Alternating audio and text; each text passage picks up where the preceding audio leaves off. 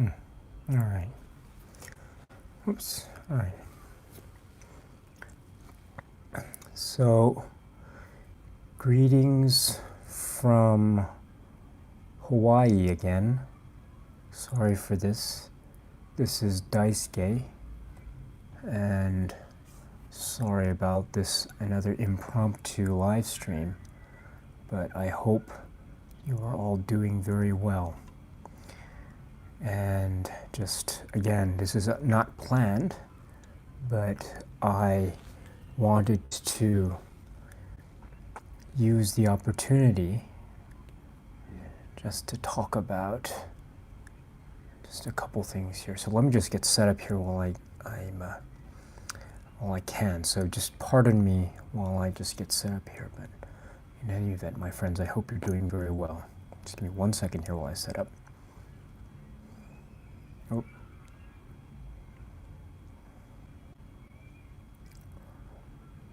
Okay, so, all right, so I'm here set up, and I have a couple days left in the United States before I'm scheduled to return to Japan. And I just wanted to,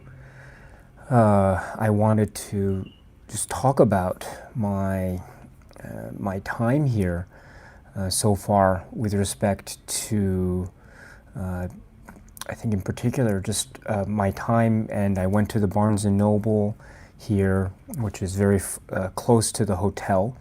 And so that was really nice. And okay, so Asian movie enthusiasts, hello, it's nice to see you, my friend. I hope you're doing well. I just wanted to let you know that, as I said, I have a couple days here and then I'm off. So I just wanted to share what it was that I got at the Barnes and Noble.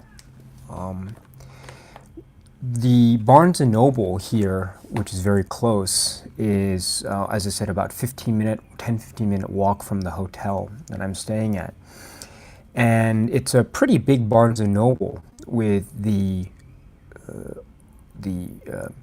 DVD and Blu-rays and CDs and records at the far end. So you could go through the doors and you can see all the books laid out. And then you have also the DVDs and Blu-rays at the end.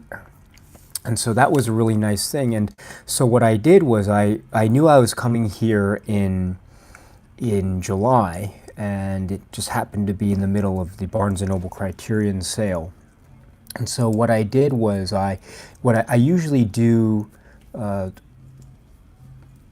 way I get Criterions, I don't know if I've mentioned this, but the way I get Criterions is I usually pre-order them through Amazon. But I knew that I was coming here, and so I thought, well, I'll wait with respect to all the June releases and onwards. I'll wait until I get to Hawaii, and I'll see how many of the recent releases I can get. And so I held off on the June and July releases. I didn't get them through Amazon pre-ordered. And so I didn't manage to get any of the Blu-rays delivered to me, like Swing Time or War and Peace or Europa, etc. And so I was hoping to get all of those at the Barnes & Noble sale, half off. And I was able to get everything, thank goodness. Everything was well stocked at the store, and it was really nice to be there and to see them in person and to actually handle the items and to see everything lined up. It really makes all the difference in the world. I don't know if anyone else has the same or similar situation, but it's almost impossible for me to actually handle the particular item before I click purchase on the Amazon website. You know, I always rely on pictures, and I always rely on things like that. So that's the sort of thing that I have to get used to, and it's a little bit difficult to to rely just on stock photos or just standardized photos without actually looking at the product or seeing it in the context of something and its size, etc. So it's really nice to be able to go to a Barnes and Noble and to check out what's there. So I managed to get everything that I wanted to get, and I was very impressed. And so, well done, Barnes and Noble here in Hawaii. So I was very, very much excited for that. So, oh, great. So I see that Asian movie enthusiast, I said hello, so I hope you're doing well. Donald Blakesley, hello. It's nice to see you. I hope you're doing well, my friend. And Ryan Lee, hello again. Yes. And I hope you're doing well. Amy, my dear friend, I hope you're doing well. It's so nice to see you. Amy is such a dear friend of mine, and how shall I put it? Let's see. So, in the immortal words of Agent Dale Cooper, Amy, I am witness to the fact that you have a heart of gold. So, my dear friend Amy, it's nice to see you. And Headlandman, greetings again. It's nice to see you. Wolfgratz, hello. And Bird Dog Freeman, hello. Is this the first or second time I think we're talking live? Maybe we've done it on more than one occasion, but it's nice to talk to you live. Jeff, hello. Yes. Donald Blakesley says, the tactile sensation of handling books, Blu-rays, CDs is wonderful. I think it is. I know that there are some pockets of, well, actually, let me just take a step back. I've always been a physical media person. It's still, I must admit, a little bit difficult for me to get used to the streaming services, and so it's a little bit difficult for me to get used to that. I'm not sure what it is. It's. I think it has to do with. Well, I'm not sure exactly, but I'm still trying to get a handle on things, and so while I have a Amazon Prime membership through Amazon Japan, I still don't use it as much because I just like the idea of watching something on a disc or going to a theater or something like that more sort of frequently with watching things on disc, and so I just like that feeling. So going to a Barnes & Noble like this was a real thrill for me because it's not something that I'm used to doing, and it's a very rare thing, especially during a sale time, and so it's really nice. Incidentally, I did used to order through Barnes & Noble's site during the sales, but to be perfectly honest, it's while Barnes & Noble's service was on the whole quite good, I had some experiences where the shipping time would be so long. For instance, if I ordered something through the Barnes & Noble site, and this was maybe a couple years ago, I ordered something through the Barnes & Noble site, and while nothing, I should say, there was one item that was lost, but Barnes & Noble was very quick to send a replacement, so I had no issues with items being lost. But there would be times when maybe an item would be a little bit cracked or damaged, or something might be a little bit bent or something like that, and I'm usually used to that, so I'm not too particular when it comes to a bent Digipack box or something with a corner bent or something, or even something with a little bit of a smushed thing that happens. That just goes with the territory, for better for worse, when you have to order from overseas like I do. So. But the thing that really was a little bit of a slight maybe irritant to me was the fact that the shipping time would always be so long. And so I would always have to, if I ordered, let's say, something on day one, then I have to wait maybe 20 days or sometimes over like there was a couple instances where I had to wait 6 weeks to get something that I ordered through Barnes and Noble, and so it seemed like a little bit of a long time to wait for something that wasn't necessarily like an eBay purchase or something. So it was that made me realize that probably for me personally, it was a little bit of a task to try to order through the Barnes and Noble website. Who knows? Maybe the service has changed over the years, but I haven't tried it in the past couple of years, and so I've usually just relied on Amazon US, their pre-order service, which I admit I haven't had any issue with thus far, and so I've been relying on Amazon US for my pre-orders of Criterion titles. But yes, but nothing beats the actual sensation or ability to see these titles sort of in the flesh, as it were. And so I was so happy to get these and to look at the shelves. And I've mentioned this before, but let me mention it again. The Barnes & Noble that I went to here in Honolulu was very well stocked. It was incredibly well stocked with Criterions. I was a little bit scared because I was envisioning the possibility that maybe the number of Criterions might have dwindled since last I was there, because I was actually in Hawaii last year around this time as well. And around this time I went to the Barnes & Noble, and there was a really good selection then. But, you know, you always hear these things about Barnes & Noble, what's going to happen, the dwindling influence of physical media and this and that. And so I would just be a little bit, I was just a little bit nervous. And so, excuse me, so when I came to the Barnes & Noble here, I was very much impressed with the selection. There were two thick, well-stocked shelves, and so the Eclipse series was well represented.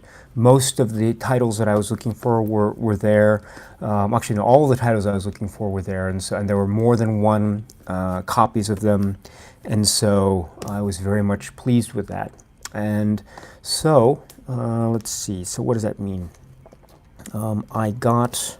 Okay, so I'm just putting these. I haven't put them in order, unfortunately, because I have to pack them. So these aren't in any particular order, but well, actually, let me try to put them in order here for the sake of some kind of presentation. Just give me 1 second here. Sorry about my lack of preparation here. But okay, so I suppose the first one would be 979, which is this one. Here, so Swing Time, the Blu-ray. This is a Laserdisc, a Criterion Laserdisc, and so it's nice to have this on Blu-ray.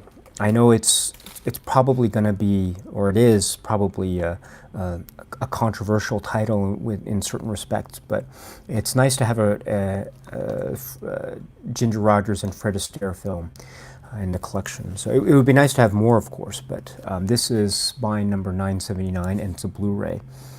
Then, what did I get? Then I got Spine number 9. Let's see, hold on. Let's see, yes. So Spine number 980, yes. So La Vie de Jesus, here we go. Here we go. Dumont. So the Dumont films. So La Vie is here. La Vie de Jesus here, and L'Humanité is right here. So this is Spine number 981, and here. And I haven't opened these because I haven't had a chance to watch them yet here. I will save that for when I return to Japan. And then there is Spine number 982, which is Hedwig. Yes, Spine 982 is Hedwig. Yes, so here we go. Hedwig here, and the Angry Inch, excuse me. Hedwig and the Angry Inch. So here we go. It's very nice indeed. And then there is 983. Yes, this is the one that's getting a lot of attention. very rightfully so. War and Peace. This is 983. This is the one that I think I'm looking forward to the most. Again, I haven't seen it yet, but I'm going to have to spend quite a bit of time with this because it is very long, but this is very worth it. Looking forward to watching this again. And then that is 983. Whoops, hold on. Am I missing one? Could be missing one. Let's see here. Oh. Where did it go?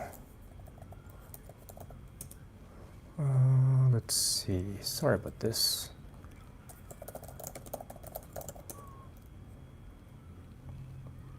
I think I'm missing one. I'm glad I did this, so then I can go back and check it out if I've missed it. Did I miss one?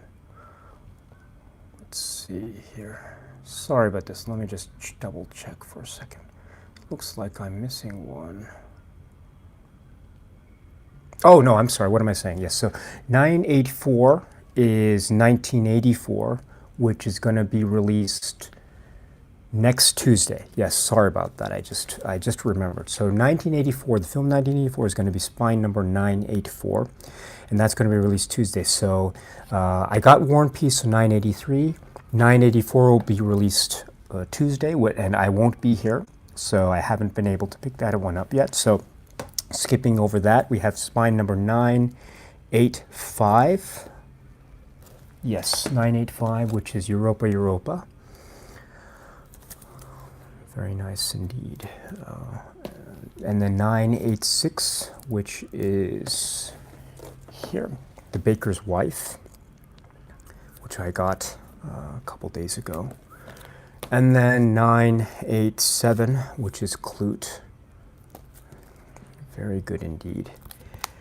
And then the box sets that I got, the Blu-ray set, here is the film trilogy Blu-ray set, Ingmar Bergman film trilogy, so Through a Glass Darkly and Winterlight and The Silence on Blu-ray. So this is, of course, this was on a DVD before, but now there's the Blu-ray set. And then here's the BRD trilogy, also on Blu-ray. So it's nice to have this here as well. And this is for a friend of mine. I've got this because I wanted to get this as a gift for a friend of mine in Japan, and there is The Princess Bride. So that is going to a dear friend in Tokyo. So there's that. And then everything else is here except I just got 2 other non-Criterion titles. Here's The Untouchables on Blu-ray. I've been thinking about this film a lot. And there's this, the DVD 4 film favorites. Police Academy 2, Their First Assignment, Police Academy 3, Back in Training, and Police Academy 4, Citizens on Patrol. So this is very much an interesting thing indeed. So I just got 2 of those, and then that's it. So that's just essentially what I was able to get there. So very pleased, more or less, with that. And then the Blu-ray, the Barnes & Noble experience, as I say, was very good, very pleasant, and it was everything was well stocked. There were a lot of blue velvets there. There were a lot of box sets there. I spotted a Ingmar Bergman's cinema box set there as well, and that was also for 50% off. So as far as I can tell, that's still there. So anyone who is in Honolulu and looking for an Ingmar Bergman box set, I think you're in luck. As far as I can tell, you better go there, but I think they only have one of them there. And then I think that's it. So you know, it was, again, it's great. I'm so jealous of anyone who has the opportunity to visit a Barnes & Noble in his or her local vicinity. Of course, it's always great to order things online, of course, and we're living in this day and age where internet orders is almost becoming the norm, of course. But it's just nice to have and the opportunity to just look at this. As I say, in Tokyo, there are certain specialty stores that have imports, DVD and Blu-ray imports not DVD, I should say, take that back, just Blu-ray imports, because as you may or may not know, Japan and the United States share the same Blu-ray region, Region A. So one can play a US Region A Blu-ray on a Japanese player without any issue. You don't need to have a converter or something like that. So you can use a Japanese player to play a US Blu-ray, and vice versa. Of course, you can buy a Japanese Blu-ray and play it on a US player without any issue, as far as I can tell, because the regions are the same. So there is one store, maybe one or two stores in Tokyo that specialize in imports of US Blu-rays. But unfortunately, the price is quite steep, and so it's not usually worth it for me to make purchases there directly. And it's also not so easy for me to go there every time I want to. So, so that's the situation. So, I suppose, that's it. So let me just now go to this chat here. So I just want to just say hello to everyone. So there's discussion here about Tarkovsky works, which is great. And Hedlundman says, yes, I think referring to Tarkovsky films. Yes, Amy Sullivan says, streaming feels so temporary and impermanent, but I guess everything is. I mean, that's a good point. I suppose I didn't plan any comments about streaming versus physical media, because I don't necessarily see them in direct competition with each other. I think they can mutually coexist without any issue, of course. And I'm sure you feel the same way, Amy, of course. But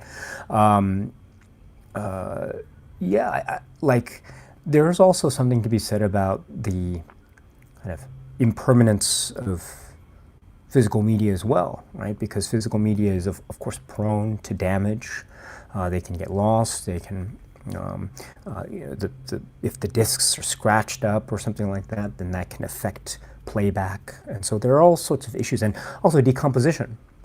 These things, of course, decompose over time, and I think that's certainly true in the context of laserdiscs and laser rot and stuff. So it's all it's all gonna vanish one day. So, and I fully appreciate that. I don't think it's gonna be. I don't think it's anything. Nothing's permanent here, but there is something to be said, of course, about streaming and the fact that things become available and not available, not necessarily at the whim of at the whim or behest of the consumer necessarily, but more based on the choices of the service provider. And so I'm not sure how comfortable I am about that quite yet, but I mean, and we don't know what can happen. You know, I just have to bring up the example of Filmstruck and what happened to Filmstruck at the end of last year, or last year. And so it can go poof in an instant, unfortunately. And so there's that. And also, I don't know, maybe I'm just being a little bit over paranoid perhaps, but I just like the idea of, if I purchase something, then I can just enjoy it in my own pace and leisure. I don't have to worry about like a record or something. I mean, if I'm engaged in a streaming service, I'm sure that there's a record of when I watch a certain title, when I watch it, what time of day I watch it, or something like that, and maybe that becomes metadata for to be used for future marketing or something. I'm not sure, but I don't know. I just feel like it becomes a much more like I don't know, engaging and intimate experience for me to watch something at home on a player. And I understand also the distinction between watching something on a on a player at home versus watching something in the theater. And I know that people who are champions of the movie-going experience, the theater-going experience, would probably be totally against what I'm saying now in terms of, oh, the theater experience is, of course, much better than the home viewing experience. And I think for the most part I would agree, of course, but I'm just talking about the necessities of film viewing in terms of my own personal situation, because I can't go out to the movie theaters as much as I can, so as much as I would like to. And so yeah, so I still have to wrap my head around streaming services and the kind of what they have to offer. And I know that there's a lot of great positives to it. For instance, the price and also the availability of titles. There's so much available, I think, in terms of the Criterion Channel. Please correct me if I'm wrong, but the Criterion Channel, I think, offers more titles than what are currently being offered in the Criterion physical media catalog. And so if that's the case, then certainly there's so much positive benefit to be taken from being a subscriber to the Criterion Channel, as an example. So that's really wonderful, and I'm very jealous. It's just, you know, I guess I just haven't quite gotten used to it yet, but oh well. Again, I'm not philosophically against streaming services, and I think I think it's a really great thing, and I don't have anything against anyone who relies solely on streaming or something. You know, I'm very fortunate to have my own collection of things, but I perfectly understand how it's all just stuff, right? And in the end, it's most important to be able to watch the movies and to engage in the films. I completely understand that, and so it's just physical media is just the way I've just been used to watching a lot of these films, and so that's just the way I'm kind of programmed, as it were. So that's my own viewing habits. But just because I have my own viewing habits doesn't mean that I feel like you should have similar viewing habits like me. On the contrary, to each his or her own, of course. And so if your mode of consumption is through streaming services, I think that's wonderful. I think that's what makes streaming services so valuable. But again, I think the landscape, of course, is going to be changing and ever evolving, especially with more players coming into the market. So, and big players as well, right? Disney and the like. And so we'll see what happens. But let me just now go back here. Let's see. So Asian Movie Enthusiast says, I'm thinking of picking up the Lone Wolf and Cub box set. Oh, yes. So you've seen those films, of course, right? That set is quite good. And Wolfgrat says, I finally gave in on bought Lone Wolf and Cub. Oh, great, there we go. Yes. Bird Dog Freeman says, has anyone bought the Criterion Collection postcards? I do. I have the first two sets, in fact. I don't have the third. I believe there are 3 sets, right? I don't have the third set because I was able to get the first 2 because, you know, at the time I had an address in the United States, and I don't want to get into too many details, but my father had a house in Florida, but he unfortunately passed away, and since he passed away, all of his property, I had to take care of dealing with all of his property, and included in which was his house in Florida.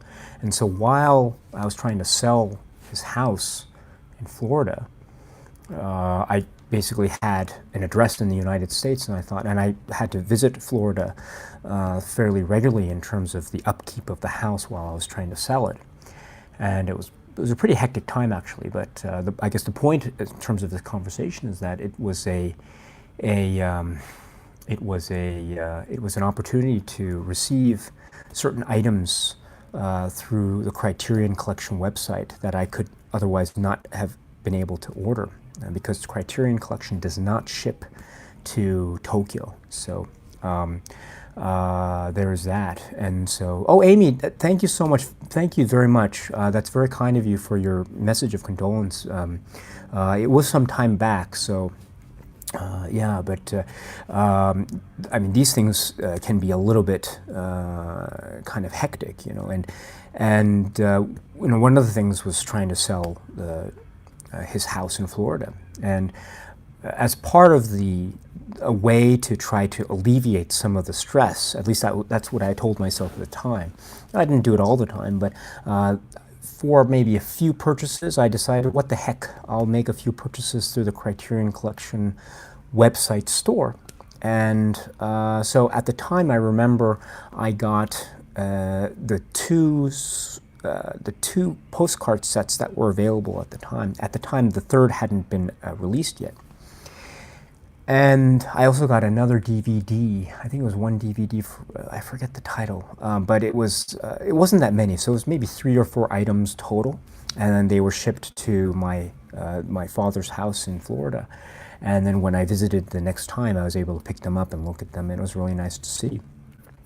But yeah, I'm not able to do that anymore. But it was really great. But that's one of the things that I was. I'm a little bit, how should I put it? That would be something that I would hope that maybe, if it were possible, Criterion could fix. In other words, at least with a certain select, things that are offered on their website store, it would be nice to have some things that could be shipped to territories outside of North America. I don't necessarily go for the tote bags or the T-shirts or anything like that. I think those are really great, but maybe the book or some books or something like that, it would be really nice to be able to purchase through the Criterion Collection website. But again, that's just something that Criterion has decided not to do for reasons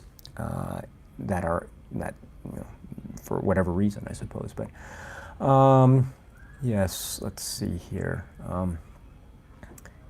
Yes, Wolfgrat says Top Hat would be even better. So I think you're referring to the Ginger Rogers, Fred Astaire film, and so great. And let's see here. Oh, Youngsun Kim. So Youngsun, so it's nice to see you, my friend. Gosh, is this? Oh, and you didn't have to do this, Youngsun Kim. Thank you so much for your $2 super chat. Again, it's not necessary, but the sentiment is very much appreciated. So thank you very much. Thank you. That's very kind of you. I hope you're doing well, my friend. It's one of the nice things to have happened over the last. When did we meet?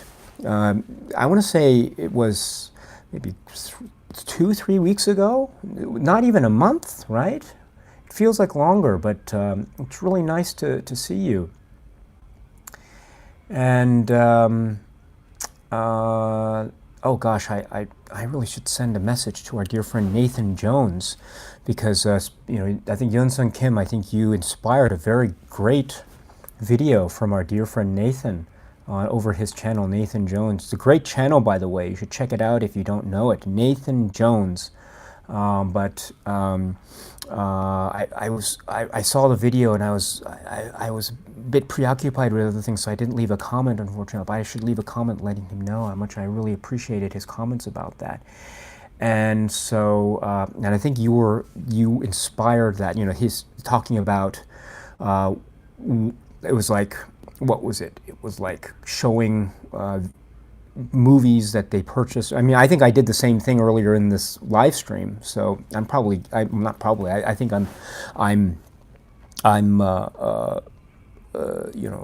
those, what do you call it? Why does one do this thing on YouTube with vis-a-vis one's collection?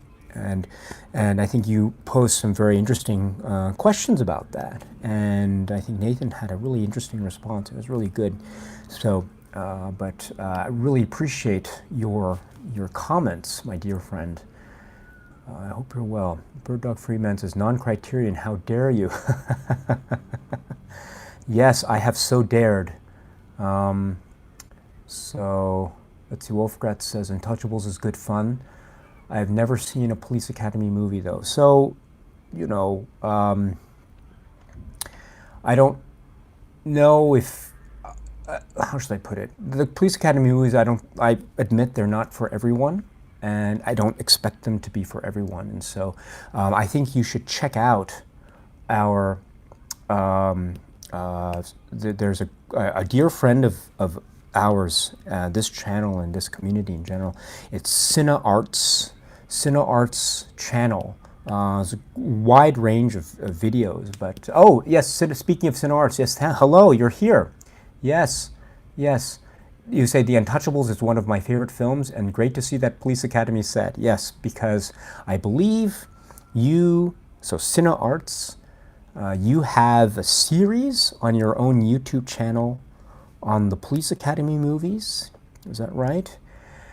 And so I would strongly recommend, if you're interested, of course, check out that series that Cine Arts did on Police Academy films. Also, check out the Police Academy films as well if you're interested. Again, they're not necessarily for everyone. I completely get that, but no film needs to be for absolutely everyone in the world, of course. And so, you know, each film will have its own fan base. I understand that, and of course that means that there are some people who will not like those films. Perfectly fair game. But for those of you for whom Police Academy films are fun, yes, Cine Arts has a great video series, and so yes, there we go. And Isaac Dunn, hello, my friend again, and it's nice to see you. Thanks for helping me through this insomnia. Oh gosh, I hope your insomnia is not too bad. But yes. Dark Master, hello. What are your thoughts on Plan 9 from Outer Space? It's going to be the 60th anniversary of its release. So yes, so I didn't, oh gosh, is it going to be 60th anniversary? I didn't realize that. Thank you for letting me know about that. Of course, Plan 9 from Outer Space. I wouldn't call myself the biggest fan of the film, but I certainly love it, and I think it's so charming. You know, because it's about many things. There's many ideas about it, and there are lots of things going on, of course. You know, whether or not what goes on in that film is successful or not is of course up to the viewer. But there are many things going on: science fiction, futuristic story, and things about the future, right? Because after all, that's where you and I are going to spend the rest of our lives. So. Yeah, I love Plan 9 from Outer Space. I don't own it now. When I was a kid, I used to have it on VHS, I think. And I watched it fairly often. And I loved it. And then around that time, that was around the time, I think, that Tim Burton made the film Ed Wood. And so it was quite coincidental, actually. When I was a kid growing up, I was really into Plan 9 from Outer Space. And not so much Ed Wood's other films, because they're a little bit hard to come by. I remember Glen or Glenda in particular was really difficult for me to find when I was a kid growing up for whatever reason. But there was a show when I was a kid living in the States at the time. Gosh, what was it called? Oh gosh, I haven't thought about this in a long time. Jeffrey Lyons and Michael Medved. Do you remember those two? And they had this show, this film critic show. The two of them hosted it, and it was on, I think, public access television at the time, PBS. And there was a show that they did. It was a special. It was called, I think, the Golden Turkey Awards. And it was a show where they basically talked about a number of films that they thought were so bad that they were good, that they're actually kind of funny and campy. And so they bestowed upon these sorts of golden turkey awards. So they were golden turkeys, at least that's how they coined it. And among the films that they spoke about were a couple films by Ed Wood. And so I think, gosh, that was a really great, yeah, did they talk about Ed Wood films? Now that I think of it, I'm not sure. Again, it's been such a long time since I've seen that show. But they spoke about other films that they considered Golden Turkey Award winners, such as They Saved Hitler's Brain, John Wayne's The Conqueror, Paint Your Wagon, the Clint Eastwood musical extravaganza, Paint Your Wagon. And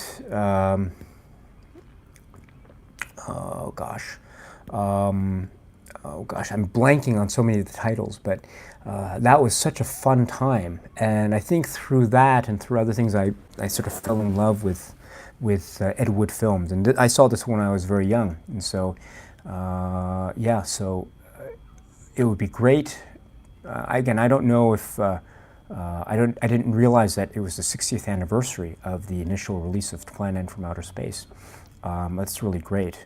And then there was, of course, Tim Burton's Ed Wood, which coincided with my discovery as a kid of Ed Wood films. And so watching Tim Burton's film was lovely. And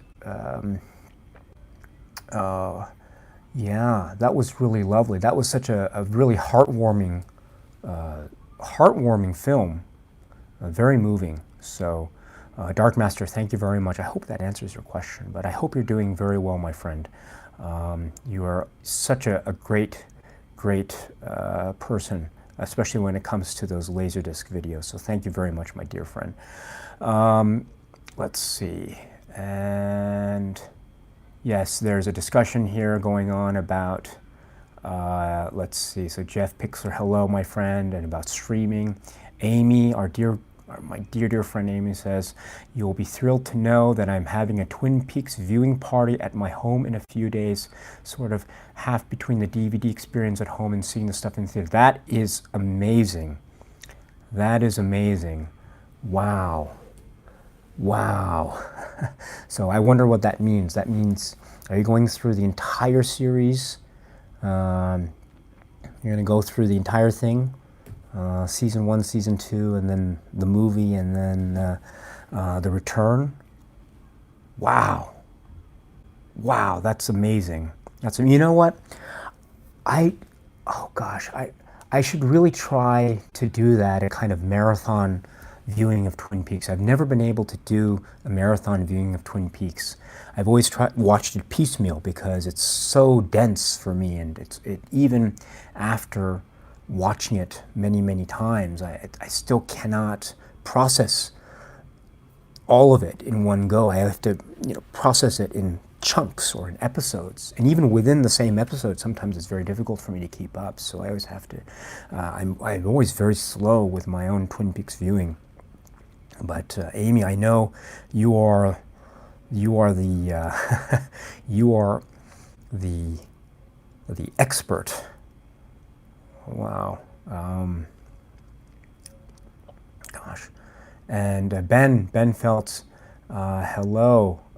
Thank you very much for your kind message, Ben. My friends and I are going to watch Snowpiercer. Oh, great. I hope you have a good time. Yes, Amy, and thank you very much for your kind message. And yes, of course, my thoughts are, of course, with you. Yes, I know what you've been going through. So again, thank you very much, my dear friend. And great, it's great. Yes.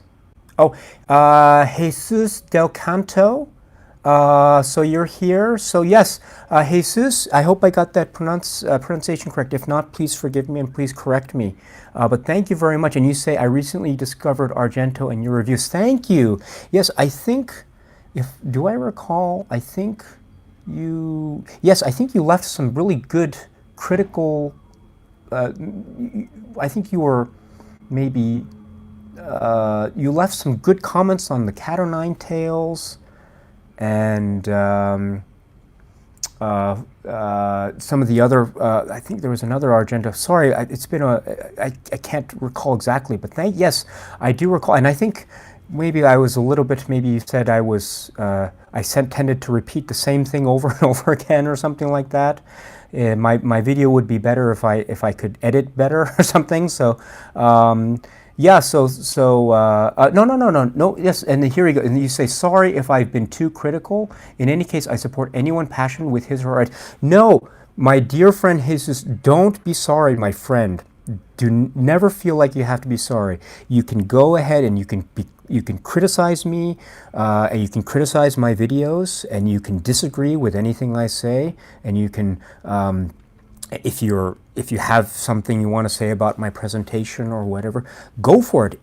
That's fine. I love it. You can leave comments there, and no problem at all. I guess my response would be that I'm just doing my very best, and maybe it's a little bit.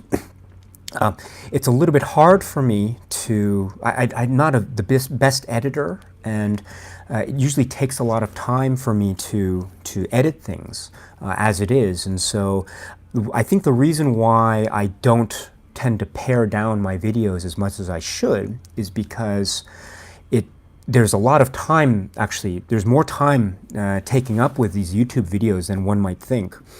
And also this is going to sound like a lot of excuse making, and I apologize for that, but just to let you know where I'm coming from, is I usually have to make my videos late at night or very early in the morning, because it's hard for me to find time during my day to focus on YouTube as much.